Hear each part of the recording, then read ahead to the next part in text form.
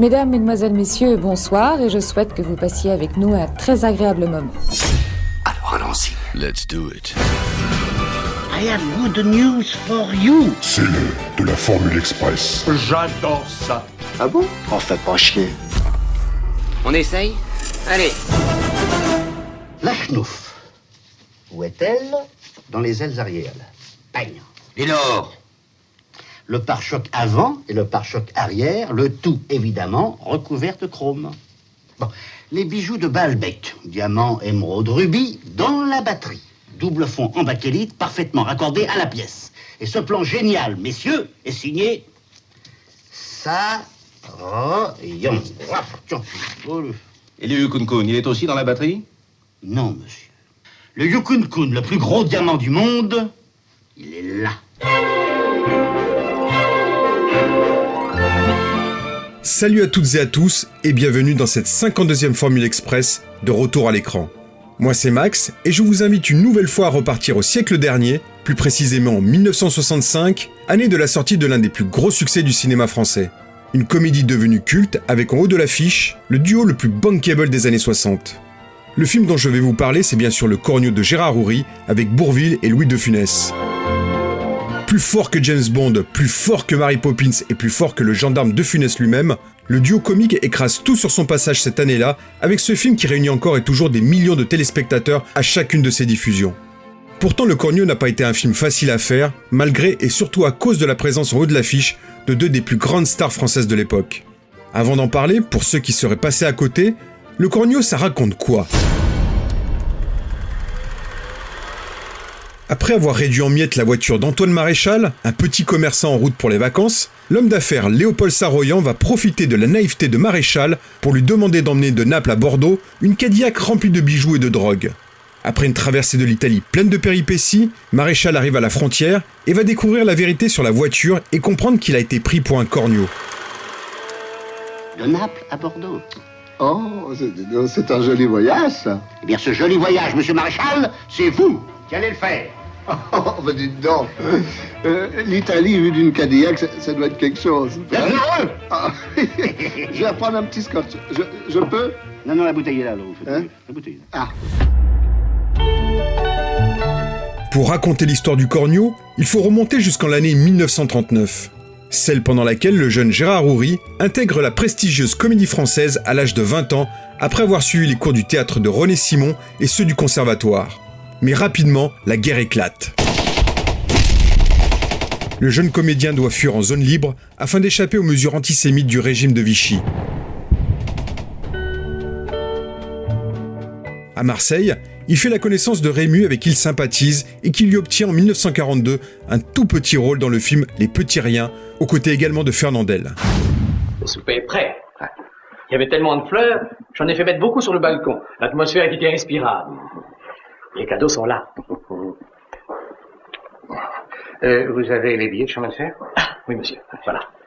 Des wagons-lits communicants, n'est-ce pas? Communicants, oui, monsieur. Deux singles. À la fin de la guerre, Gérard Houry revient à Paris pour suivre sa carrière de jeune comédien. Pendant plus de 10 ans, il va enchaîner les seconds rôles au cinéma tout en poursuivant une carrière prometteuse au théâtre.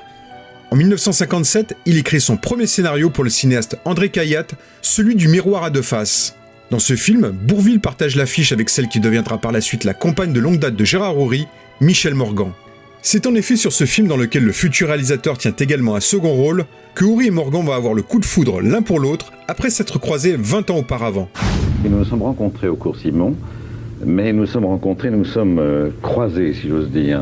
Moi, je suis arrivé au cours Simon, Michel venait, je crois, de tourner Gribouille. Elle y revenait une fois de temps en temps. Je l'ai aperçue, d'ailleurs, dans un éblouissement. J'ai vu une ravissante créature. Je me dis, mon Dieu, qu'elle est belle.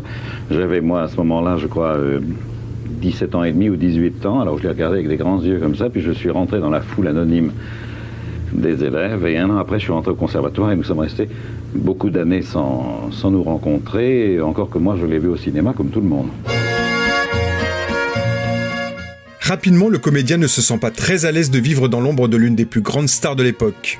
Les deux amants n'ont pas encore officialisé leur liaison et Houry a peur de ne pas éblouir la grande Morgan et de la perdre. Alors fini les petits rôles, il décide de passer derrière la caméra. En 1960, il tourne son premier film, La Main Chaude, une comédie dramatique avec Masha Merrill en tête d'affiche.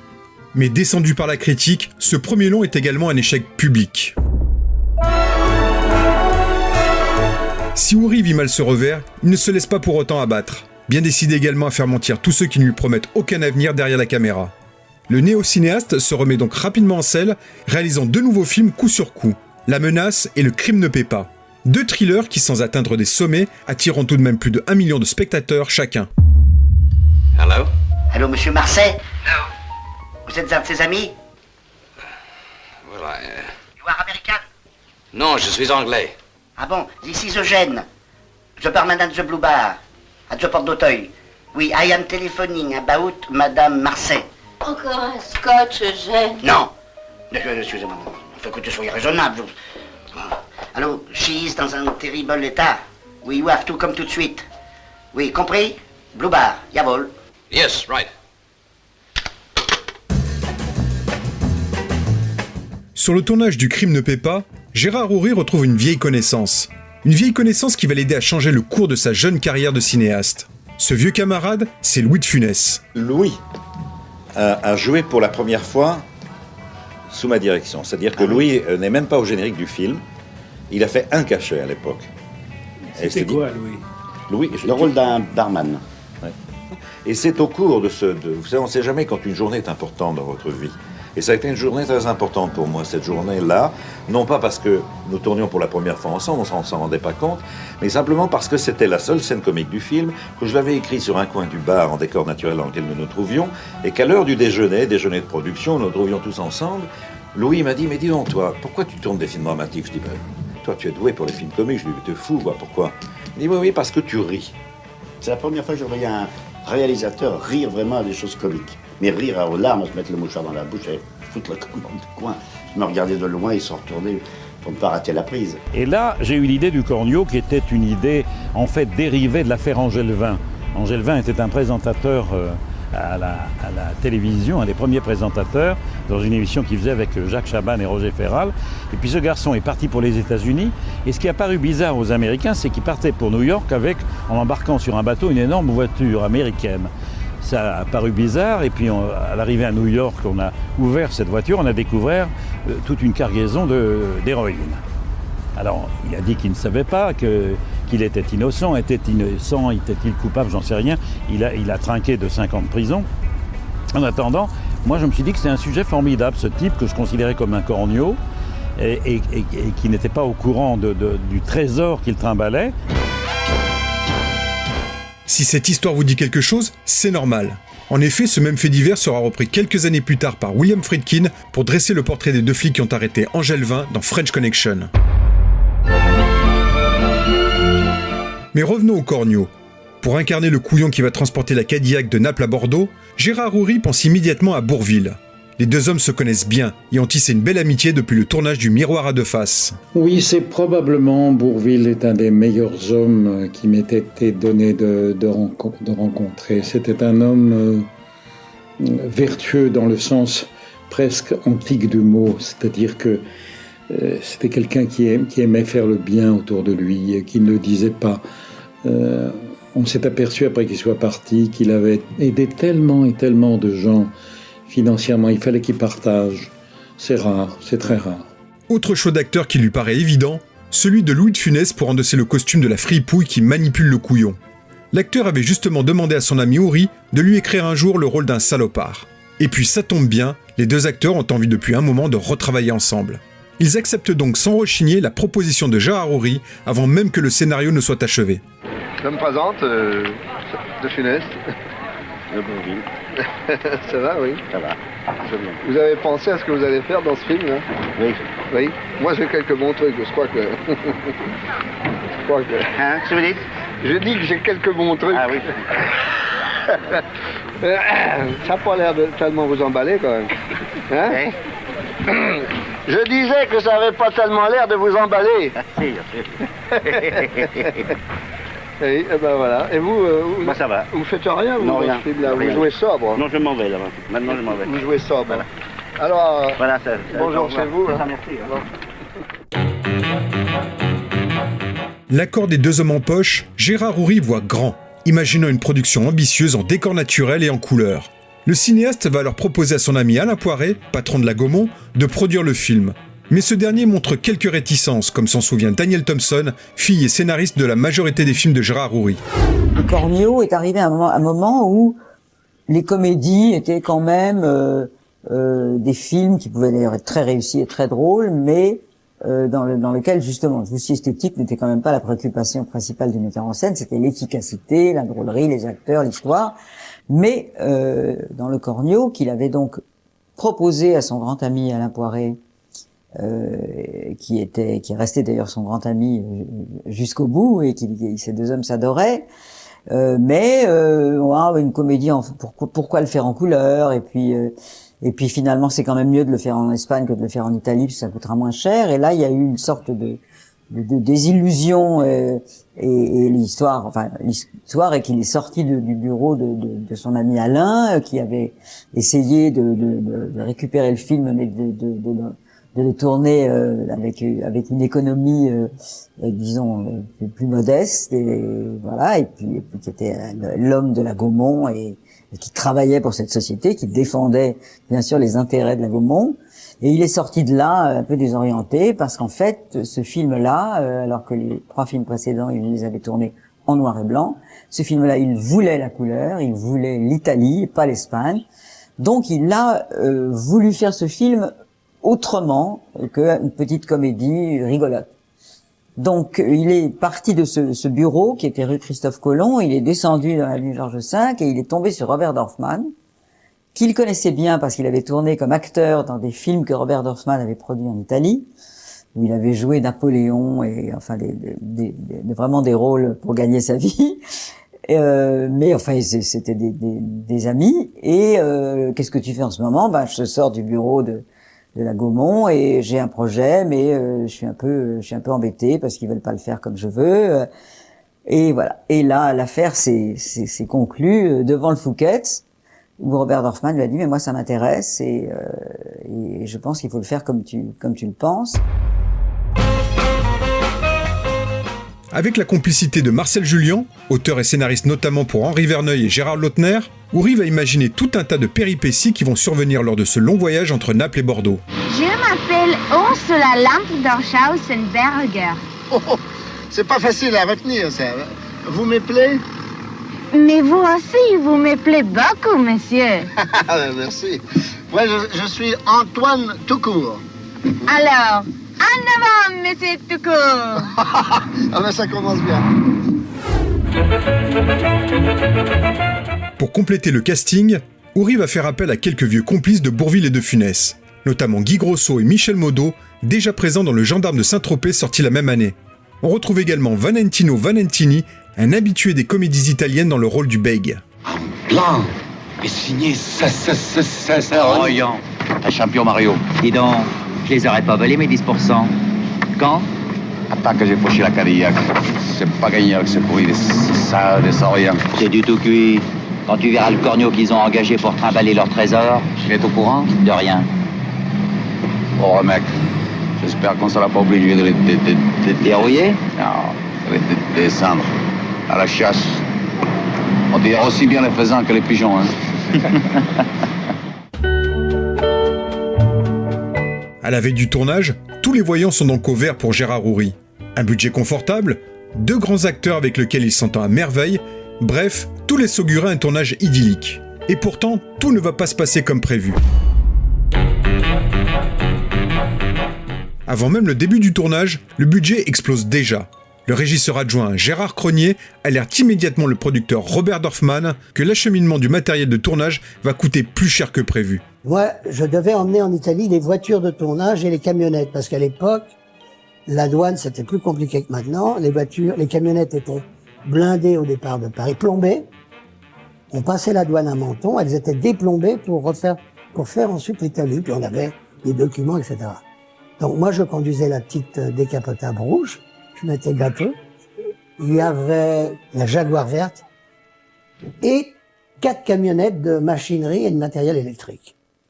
Moi, je fais un petit compte entre les hôtels, l'essence, machin.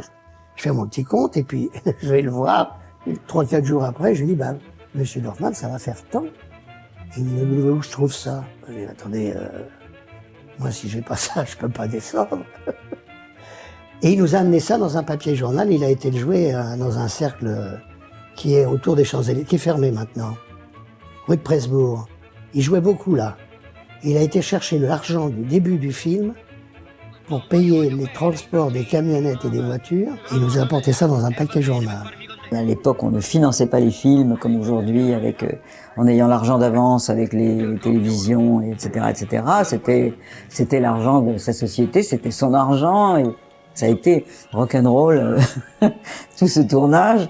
Mais il protégeait son metteur en scène et il croyait au film et voilà. Mais enfin, je sais que il y a eu de grands moments d'angoisse, de découragement, de questions. Et bon, c'était un travail bien sûr monumental, mais enfin tous les films le sont. Mais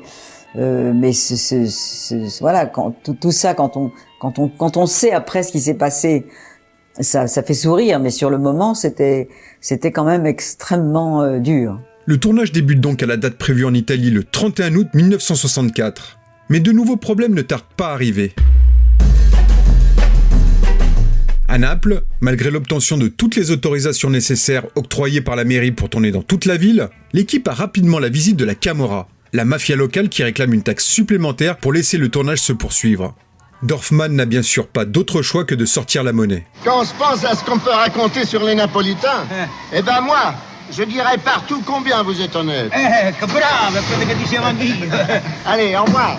Arrivederci. Arrivederci. E buon viaggio. Buon viaggio. Le 8 septembre, le fils du premier assistant Serge Valin, de son vrai nom Maurice de Mester, crache la fameuse Jaguar verte dans laquelle voyage Louis de Funès tout au long du film. Conséquence, il faut réorganiser le planning de tournage en attendant qu'une nouvelle voiture soit livrée. Les prises de vue de nombreuses scènes tournées avec De Funès doivent donc être décalées de 15 jours. 15 jours pendant lesquels l'équipe travaille donc quasi exclusivement avec Bourvil.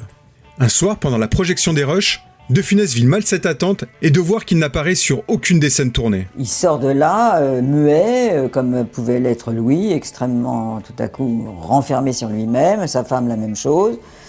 Et il rentre à l'hôtel, et puis le soir, il frappe dans la chambre de mon père, il avait le scénario, et il avait fait des grands traits, ou rouges ou jaunes, je ne me souviens plus, sur le scénario, avec le nombre de répliques qu'avait Bourvil et le nombre de répliques qu'il avait lui, il y en avait beaucoup moins. Et donc, il lui a dit, voilà, je vais bouffer par l'autre, c'est dégueulasse, je n'existe pas dans ce film, enfin bon. Oui, allez, à l'intérieur. Et en plus, il a derrière lui sa femme, qui est toujours en train de lui dire, mais dis donc, pourquoi toi, Bourvil, il a 3 plans et toi t'en as que 2 Elle n'arrête pas de faire ça. Jeanne de Funès, qui est en quelque sorte son agent, pousse en effet son mari à réclamer à Gérard Houry une mise en valeur plus prononcée, surtout par rapport à Bourvil. Le cinéaste tente de lui expliquer qu'il apparaît autant que l'autre à l'écran, mais rien n'y fait.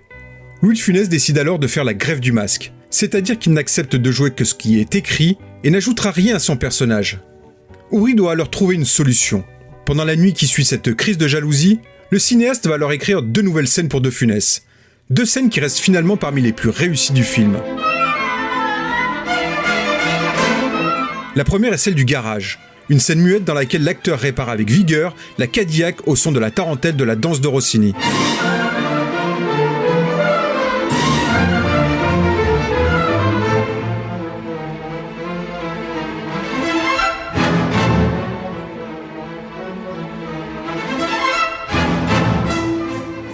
La seconde, c'est la fameuse scène de la douche, quasi muette elle aussi, dans laquelle De Funès se fait draguer par un belâtre interprété par le catcheur Robert Duranton.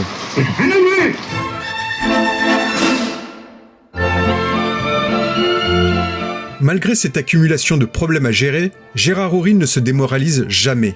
L'homme ayant un caractère à toute épreuve, comme s'en souvient Pierre Richard, qui a travaillé avec lui sur La Carapate et sur Le coup du parapluie. Houry me faisait penser à mon personnage dans Les Malheurs d'Alfred. C'est-à-dire qu'il a tellement l'habitude d'avoir des malheurs qu'en fin de compte, il passe outre. N'importe qui ferait oh, on décompte. Vous savez ce qui m'est arrivé? Eh ben lui, vous savez pas ce qui m'est arrivé. J'ai encore pris un truc sur la tête. Ah, mais c'est incroyable. Et c'était Saori. Parce qu'il avait une joie de vivre énorme, Gérard. Il avait une espèce de... Quand il tournait, c'était comme un gosse en récréation. Ça l'amusait, tout ça. Seulement, il arrivait toujours des trucs. À quelques semaines de la fin du tournage, toute l'équipe est de retour à Paris pour quelques extérieurs et les prises de vue en studio. Mais les caisses sont malheureusement vides. Le producteur Robert Dorfman est alors obligé de faire une annonce à toute l'équipe. Une annonce dont se souviennent parfaitement Gérard Cronier et Jean Piochot, régisseurs sur le film d'Oury. Quand on est arrivé en studio à Paris, un jour, Robert Dorfman a rassemblé toute l'équipe sur le plateau. Et il a dit, voilà, ce que je vais vous dire ne concerne pas ni les stagiaires, ni les adjoints. Donc, je n'étais pas concerné. Dorfman nous dit, je suis très ennuyé. J'ai de quoi payer, je vais payer, si vous voulez, les habilleuses, les petits personnels, mais les autres, je ne peux pas. Alors, je vais vous faire une lettre. Il reste à peu près 3 semaines de tournage. Je ne peux pas vous les payer. Mais je vous fais une lettre qu'à la sortie du film, vous serez payé. Tout le monde a accepté, sauf le plus gros salaire. Et le plus gros salaire avait un agent, c'était le chef opérateur, et il a dit non, moi je vais vous me payer.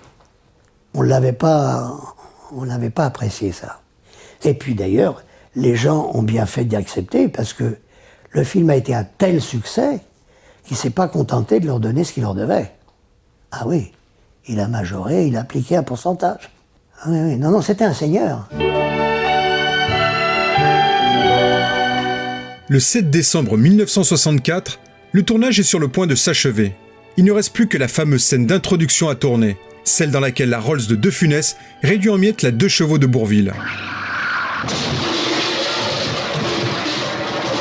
Une scène difficile qui a nécessité un gros travail de préparation, car devant être tournée en une seule prise. Pierre Durin, en charge des effets spéciaux, a tout d'abord découpé la 2 chevaux en 250 morceaux, puis l'a réassemblée à l'aide de crochets. La voiture a également été équipée de boulons explosifs qui vont découper les crochets au moment voulu et disloquer la 2 chevaux. Heureusement pour Oury, tout se passe comme prévu et le cinéaste signe là l'une des scènes cultes du cinéma populaire français. C'est une catastrophe!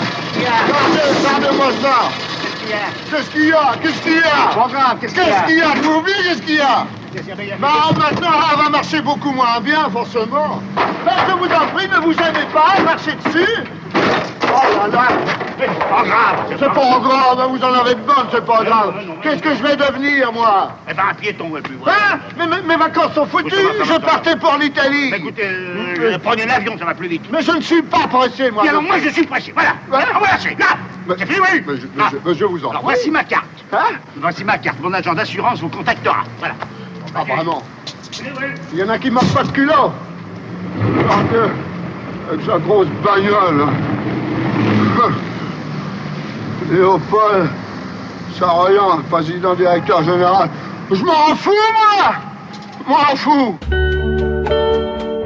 Pour composer la bande originale du film, Gérard Oury fait appel à un musicien pour qui il voue une véritable admiration, Georges Delerue.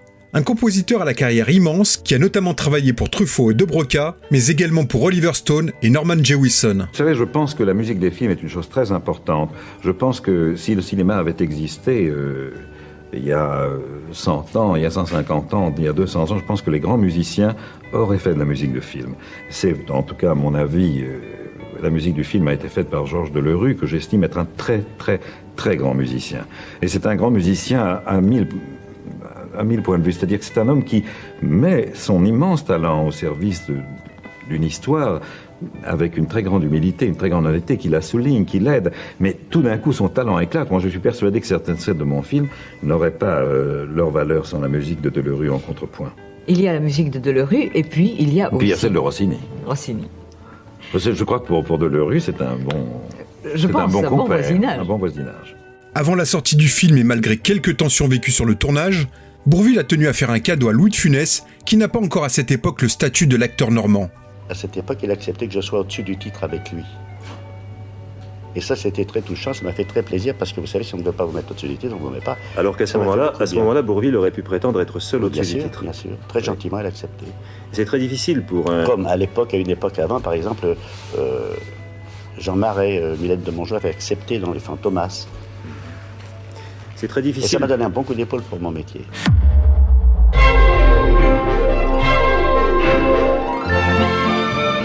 Le Cornio sort sur les écrans français le 24 mars 1965 et connaît un véritable raz-de-marée de spectateurs dans les salles.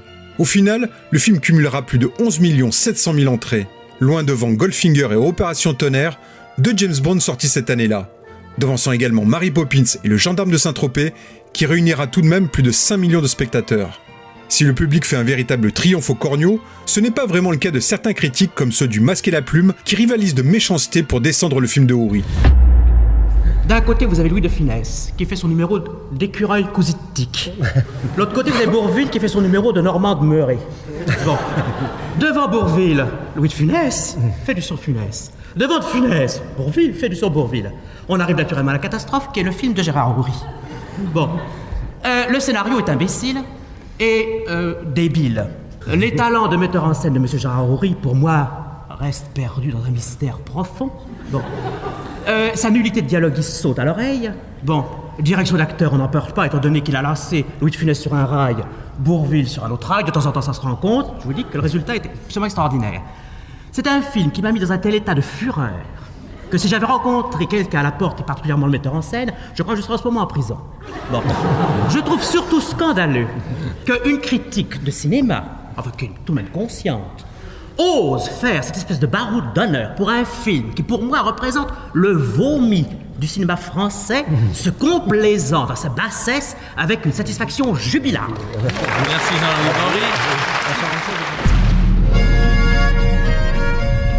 Heureusement, le temps et le public de toute génération leur ont donné et leur donnent encore toujours tort.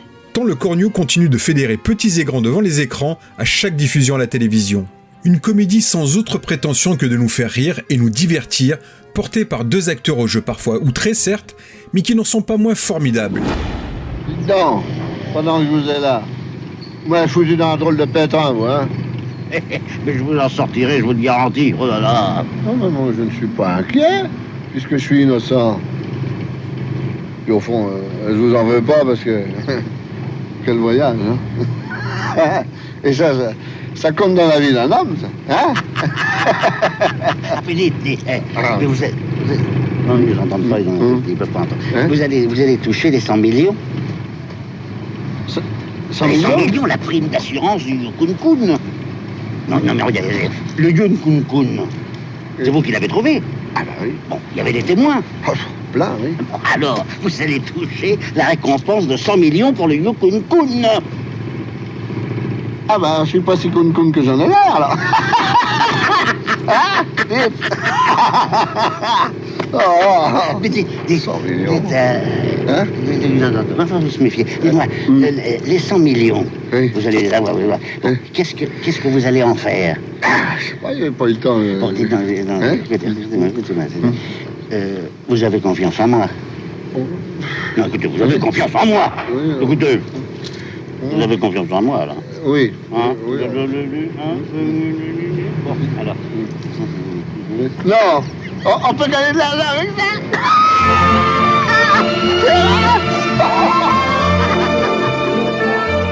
Pour conclure et n'en déplaise aux pisse-vinaigre d'hier et d'aujourd'hui, rien ni personne n'enlèvera le fait que Gérard Houry reste et restera celui qui nous a donné quelques autres de nos plus grands films populaires, comme La Grande Vadrouille, La Folie des Grandeurs ou Les Aventures de Rabbi Jacob. Voilà, c'était Max pour cet épisode consacré au Cornio. Tous nos autres épisodes sont toujours disponibles sur notre site retouralécran.fr, sur YouTube et sur les meilleures plateformes de podcast et de streaming musical. À très bientôt. Si je devais résumer ma vie aujourd'hui avec vous, je dirais que c'est d'abord des rencontres. C'est vrai que je ne vis que pour le cinéma. Pour être aimé, il faut être aimable. Vous voulez un chocolat? C'était pas ma guerre. Back and full force. Quelle est votre devise? Je m'appelle Bond. James Bond. Vous délirez totalement là. C'est ça qui permet de voyager à travers le temps. La vie a plus d'imagination que nous. J'espère que je ne vous apprends rien. Vous êtes un mélancolique. Mélancolique, mon cul.